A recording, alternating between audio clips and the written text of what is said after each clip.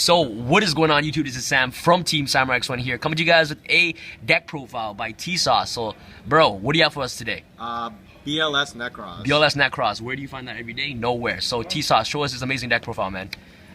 3 Manjus. Okay. 3 Senjus. Okay. 2 Summoner Monks. 2 Black Dragons. So why the Black Dragon? Because I have a lot of light monsters and it fills up the grave fast and it's just easy rank 4s. 1 Sphere Karibo. This card doesn't target and I can pitch it from my hand to switch an attacking monster to defense position, good against Cosmos. Super Soldier Stole, it's sort of like the damage juggler of the deck. It searches out either Evening Twilight Night or Beginning Night. Now, these guys are basically the mini versions of the BLS. This is the Envoy of the Beginning and this is the Evening one. If they're used as tributes for BLS Ritual, they gain the effects of the bigger guys and they stack. So if you use them both, you can banish 2 monsters, 1 from their hand, and attack twice. That's crazy, man. That's insane. This is kind of like the shirt of the deck. Charging Gaia, when it's tributed, he can search out any BLS monster. And when I mean any BLS, I mean Envoy at the beginning as well. Wow. It combos well. I run 2 Super Soldiers. I was testing 3 Cloggy. And one of the reasons I cut one is because I run the Nekroz engine, which is 1 Colossalus, 1 Unicorn, 1 Brio, 2 Valk, and a Trish. Okay, so how does the Nekroz engine have synergy with this deck? Basically, it's more deck thinning, and the Kaleido play lets me get either a BLS or Nekroz depending on the situation. And reason I run 2 Valk is because if I tribute Charging Guy with Valk's effect, I can still search out a BLS. That's so sick. And it helps me fill the grave for BLS Envoy. This is kind of an indirect support for Nekroz as well, because if I pitch a Brio, Colossalus, Unicorn, Valk, I get a spell counter on it, and I can have maximum 6 spell counters. Yeah. And during my turn, I can remove 3 spell counters and add any ritual spell. Awesome, man. It can man. be Nekroz or BLS. And then I run 1 Terraforming to search this out, 1 Instant Fusion for no range plays, 1 Prep, 1 Rhoda, 2 Trade-In, because sometimes I do brick and I can just search out the BLS or Valks and just pitch them for Trade-In.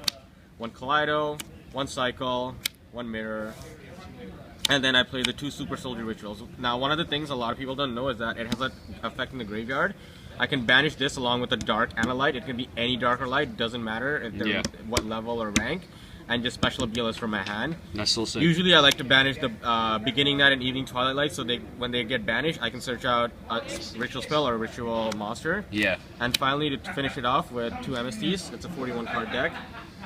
Now, the MVP of the event was Genko Seka. This card just savage. So this is your side deck right now. Flying Seas. Side deck, okay.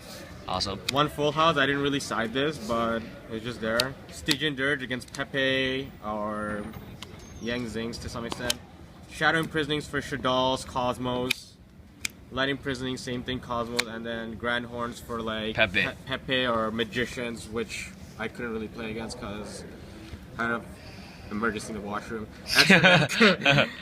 Arclight 1 Nodin, 1 Cowboy, 1 Direwolf, amazing. Dweller, Castell, Heartland Drake, even though I never made it, I wish I did. Dark Rebellion because it's dark. Gemnite Pearl because lose 1 turn's a thing. I'll say kind of iffy on it, it's just a wall, but at the same time it spins something back to the top or bottom. Felgrand, which I made a lot of. Heliopolis, just there to like untargetable monsters like Cosmos and stuff. 1 Emerald to recycle if need be. 1 101. I only made this once with 2 Gaias and it actually won me a game against Pepe because they were under 1,000 life points and the only way they could have killed me is by activating 2 scales with constant game. Wow, that's crazy. So, T-Sauce, do you have anything else that you want to show us about this deck? Like any unique combos that you can do with this deck, like that you did today? One of the unique combos is that if you open pretty much like a Manju prep, like you can basically like set yourself up, pretty much. Like, let's say for example you open something like this. So that's your hand. I'm just providing an example. It's like, say that's my hand. That's a godly hand, bro. What I like to do is I like to activate this first. Yeah. Get either a Gaia or a BLS depending on the situation. Activate Prep, activate Rhoda, get a Unicorn play out. while at the same time filling up my grave and also putting counters and deck thinning. And usually like to keep the Valk in hand in case, so I can fill up more counters, unless I really need to summon Valk, which I do with Cycle. Yeah. And I usually save the mirror for Trish because a lot of people don't see Trish coming because they see, oh, it's a BLS deck, okay.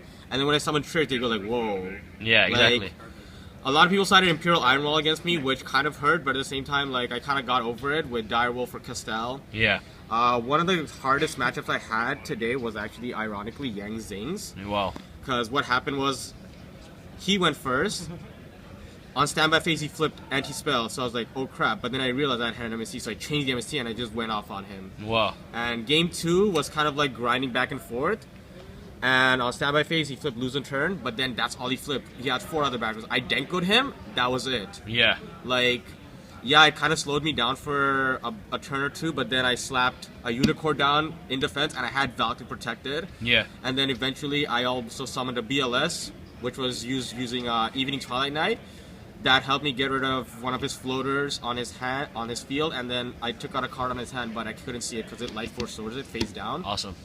And eventually that helped me win the game because I didn't attack his monsters because I knew they'd float. Yeah. So I just kept stalling, and he couldn't put any back rows or activating spells because he had his whole back row clogged. That's crazy. So eventually, like, I just banished his floaters and then kept attacking with the Unicorn Denko until I had game. Wow, that's awesome. So T-Sauce, like any basic combos with like the BLS support, like what's a main play that you would do, especially like when you have those BLS in your hand? One of the really interesting combos is that if you have this, you essentially have BLS. If you have this, you can summon this BLS. Yeah.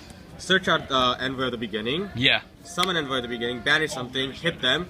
Even if they still survive after that, you can just overlay, make a Felgrand, and just be safe on that. Wow, that's awesome. That's sick. That's nice. And 9 times out of 10, when I go into do a combo like this, I usually have a Valk searched out or a Valk in hand just to protect myself in the case that they try to OTK me. Yeah. And I was thinking of bumping this up to 2, but then I had to cut it to 1 simply because, like, it's kind of iffy. It only stops 1 attack, whereas Valk stops the entire battle phase. Yeah. And this is kind of like a Jhin in the graveyard. I can just banish it when it's in the graveyard for a ritual summon. So what I can do is if I have this in hand, and I have a Valk in the graveyard, I can just search out Cycle by banishing a Unicorn spell, search out Cycle, tribute this from hand, banish this, get Valk back. And then bring out the BLS. And then search out either one of these BLSs. That's so sick. Another thing I'm really excited for is when Bosch comes out, they're getting another Gaia Knight, which is called Awaken Gaia.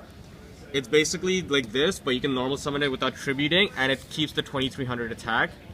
And when that Gaia gets tributed, I can special summon a BLS from my graveyard. That's it amazing. Can be either this or this, assuming that I properly summoned them.